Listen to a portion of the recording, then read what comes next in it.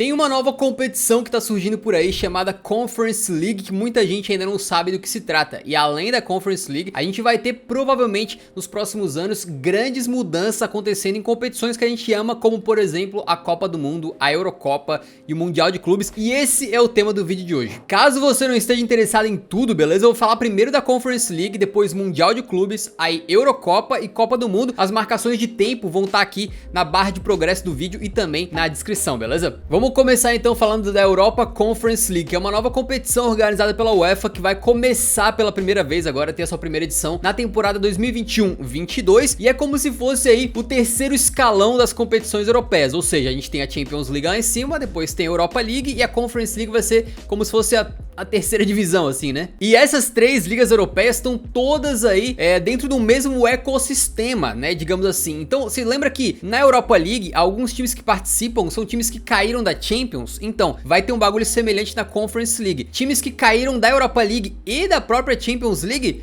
vão parar na Conference League, e eu vou te mostrar como. A Conference League vai ter na fase final aí, cara, 8 grupos de 4 times cada, beleza? Um formato bastante padrão aí, só que antes disso, né, pra até chegar na fase de grupos, serão 184 times europeus participando nas fases ali de mata-mata, playoffs, qualificatórias pra fase de grupos, beleza? Vão existir dois caminhos, o caminho principal de classificação pra Europa, pra Conference League, na verdade, e o caminho dos campeões. Por que chama caminho dos campeões? Porque dali vem times que caíram lá da Champions League. Tu tá ligado que antes da fase de grupos da Champions também tem alguns times que jogam playoffs pra ver se chegam na fase de grupos. E os times que caíam nesses playoffs da Champions antes ficavam sem jogar nenhuma competição europeia na temporada, mas agora eles vão perder a chance de participar da Champions, mas vão ganhar como prêmio de consolação uma vaga aí entre os 184 times que buscam entrar na fase de grupos da Conference League. De forma semelhante, outros times eliminados nos playoffs da Europa League também vão cair para a Conference League. Já o outro caminho, o caminho principal de classificação para a Conference League é o caminho das ligas, ou seja, os times que classificaram diretamente pelas suas colocações nas suas ligas nacionais da temporada anterior. É o caso do meu Tottenham, por exemplo, que terminou a Premier League 2020-21 na honrosa 7ª posição, garantindo vaga para uma fase pré-fase de grupos da Conference League. E como que cada país aloca uma vaga pra Conference League? Olha que interessante pra você entender qual que é o naipe dessa competição, beleza? Segura aí, olha só. As vagas são alocadas de acordo com o coeficiente da UEFA pra cada liga, pra cada país, beleza? Então a UEFA tem um coeficiente que nesse momento, por exemplo, tem como líder a Espanha, e os outros países que estão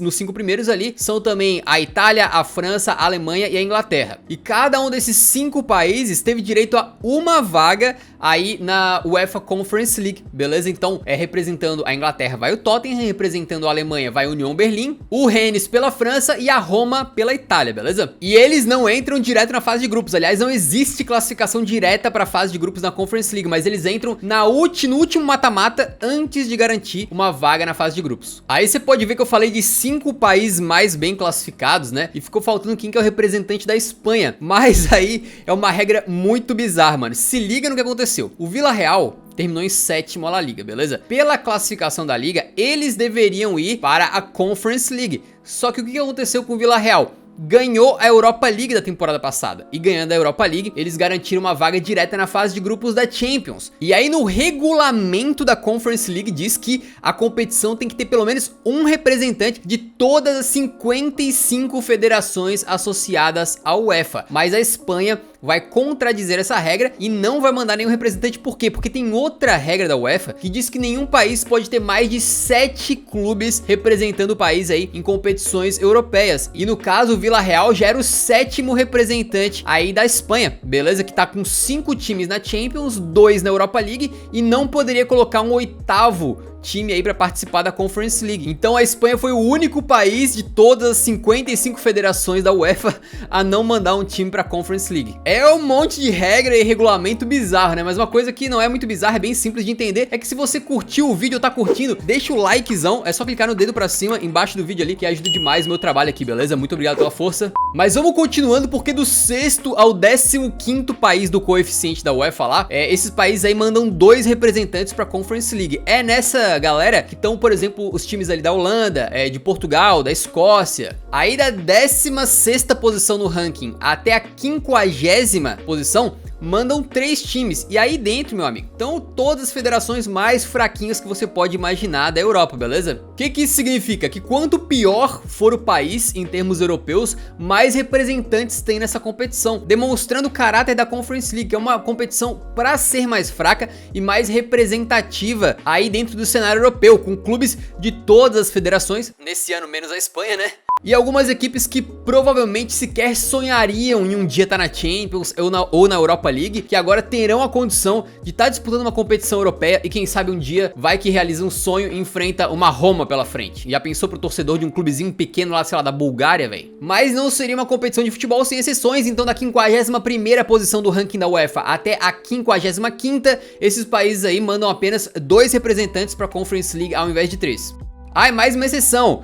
Liechtenstein, os times de lá jogam dentro da Liga Suíça, beleza? Eles não têm uma liga própria, então o representante de Liechtenstein na Conference League, eu sei que você sempre quis saber, vai ser o vencedor da Copa de Liechtenstein, beleza? Então bora acompanhar essa competição aí. No momento que esse vídeo tá indo pro ar, a competição aí da temporada 2021-22 já começou, alguns times já foram eliminados e tal, mas os times mais fortes entram nos playoffs no dia 19 de agosto, enquanto no dia 27 de agosto a gente vai ter o sorteio da fase de grupos, e no dia 25 de maio de 2022 teremos a primeira final da Conference League. Quem será o primeiro time vencedor dessa nova competição? Tomara que seja o Tottenham. E a final vai ser em Tirana, na Albânia, com um detalhe, o time que ganhar aí a Conference League garantirá a vaga direto para a fase de grupos da Europa League do ano seguinte. Europa League.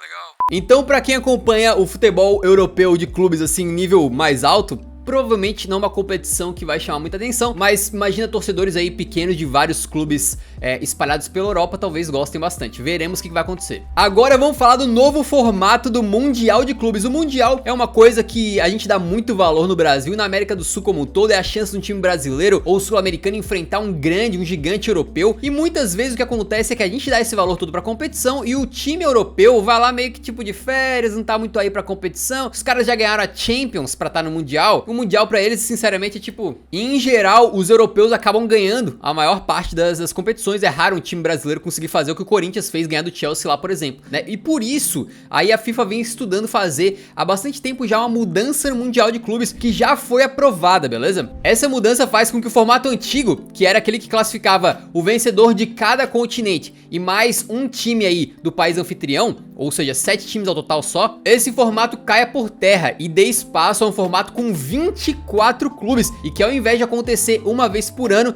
vai acontecer uma vez a cada 4 anos. Já era para ter começado isso, porém com a pandemia a gente sabe que os Jogos Olímpicos foram aí adiados, todo o calendário do futebol ficou congestionado e por isso o que a FIFA fez foi botar esses planos pra frente, né? Não se sabe se vai ser em 2022 ou 2023 que vai começar, mas em 2021 não vai ser. 2021 eles vão acabar repetindo o formato antigo, beleza? Então o campeão da Champions, por exemplo, estará lá, o campeão da Libertadores, como a gente já conhece aí, um formato bem padrão. O novo Mundial de Clubes, quando começar, vai ter 8 representantes europeus, amigo. Então se o seu time brasileiro for pra lá, mesmo que talvez caia, sei lá, contra o Tigres do México antes de chegar numa final, é capaz de enfrentar algum grande europeu, por exemplo, numa rodada anterior na fase de grupos. Serão 8 representantes da Europa, 6 representantes aí da CONMEBOL, 3 representantes da CONCACAF e 3 da Confederação Africana, além de 2 representantes e meio da Ásia e meio representante da Oceania. Por que essas metades, né? Porque o terceiro representante da Ásia ali vai jogar contra o representante da Oceania pra ver quem é que pega a última vaga. E se você fizer as contas certinho, isso aí vai dar 23 times. Então, para completar, o 24º time vai ser um representante do país anfitrião, beleza? A primeira edição do Mundial de Clubes renovado, não tem data ainda, mas já foi escolhido que a sede será na China. Então, provavelmente, o campeão chinês será o representante da China ali no Mundial. O que não tá claro é como é que vai ser o processo de qualificação aí para o Mundial. Então, por exemplo, a Europa pode mandar 8 representantes. Faria sentido que, como a competição é de 4 em 4 anos, eles mandassem, sei lá, os 4 últimos campeões da Champions e os 4 últimos campeões da Europa League.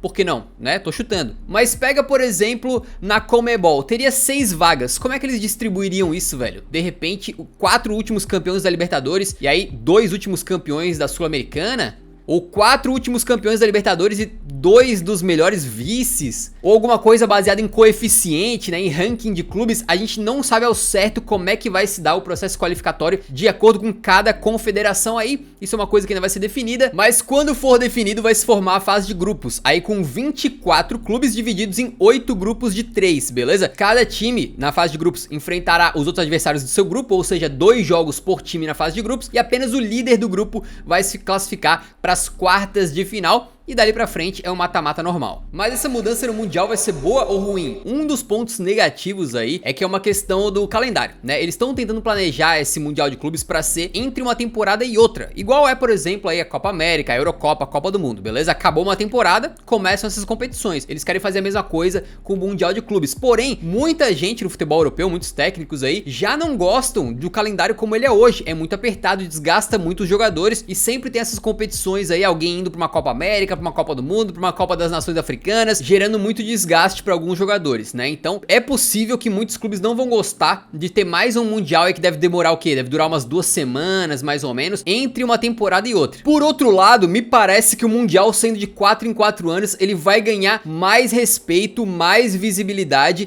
e os times europeus vão levar com maior seriedade, porque uma competição que acontece muitas vezes perde o seu valor, né? E uma competição que acontece poucas vezes, ela acaba sendo aí inflada em termos de percepção do valor daquilo ali. E os times europeus vão ser 8. Então vai ser muito maneiro, porque hoje o time europeu vai pro Mundial de Clubes muitas vezes não valorizando a competição e com aquele sentimento de que vou enfrentar só time mais fraco e tal. Mas se outros times europeus também tiverem lá, sei lá, o Bayern de Munique pode acabar enfrentando o Chelsea no Mundial de Clubes, né? Então pro próprio time europeu e pros torcedores europeus me parece que vai ser mais valoroso, e pra gente também. Geralmente a gente vai pro Mundial já sabendo quem que é o grande europeu que a gente pode enfrentar. Então o Palmeiras já foi buscando enfrentar o Bayern de Munique, não conseguiu, mas era mais ou menos o caminho esperado que o clube poderia fazer, né? Com uma fase de grupos e mais times sul-americanos envolvidos, europeus, a gente pode ter mais confrontos grandes e mais incerteza do que pode acontecer. Então digamos, o Palmeiras ou o Flamengo, né, que provavelmente estarão no próximo Mundial de Clubes desse formato, já que ganharam a Libertadores recentemente, eles podem cair, sei lá, na fase de grupos, o Palmeiras com o Chelsea, o Flamengo com o Bayern, e aí se passar, né, pro mata-mata,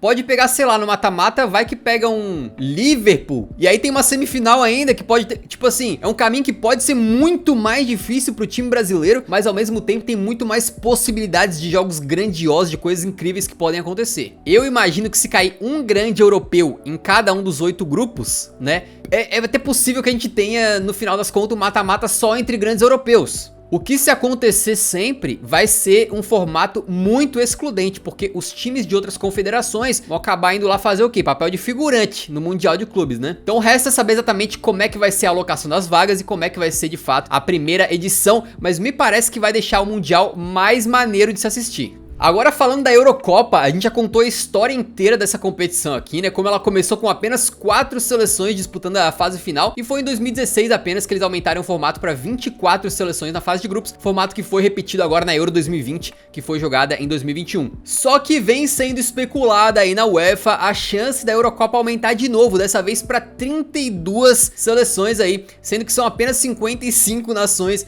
afiliadas à UEFA, então mais da metade das afiliadas participaria da Eurocopa. Não tem nada confirmado ainda, beleza? Mas o que isso poderia fazer é com que jogadores top de seleções menores que não foram para a Eurocopa anteriormente, por exemplo, o Haaland ficou fora da Eurocopa 2020, que times como a Noruega consigam classificar com mais facilidade e a gente passe a ver os grandes craques praticamente sempre participando da Euro. Além disso, se eles botarem 32 seleções, vai poder se formar aí 8 grupos com 4 seleções cada, o que deixa o formato muito mais simples, né? Tipo assim, os 2 primeiros de cada grupo passam pro mata-mata, acabou. Pra evitar aquela loucura da última Eurocopa, por exemplo, que há tipo, os 4 melhores terceiros colocados passam. Que é uma coisa bizarra, velho. O problema é que as seleções grandes já classificam com certa facilidade para a Eurocopa atualmente. Imagina se tivessem ainda 8 vagas a mais na Eurocopa, né? As seleções grandes aí, as mais fortes, certamente passariam a encarar as eliminatórias para a Euro, aí sim de forma como, tipo, amistosos de luxo, né? Praticamente não valendo nada. Sem contar que a própria fase de grupos da Euro também pode acabar valendo menos, ou seja, vai ter mais seleções mais fracas, né? E a gente vai ter menos chance aí de ter grandes confrontos na fase de grupos, ou ou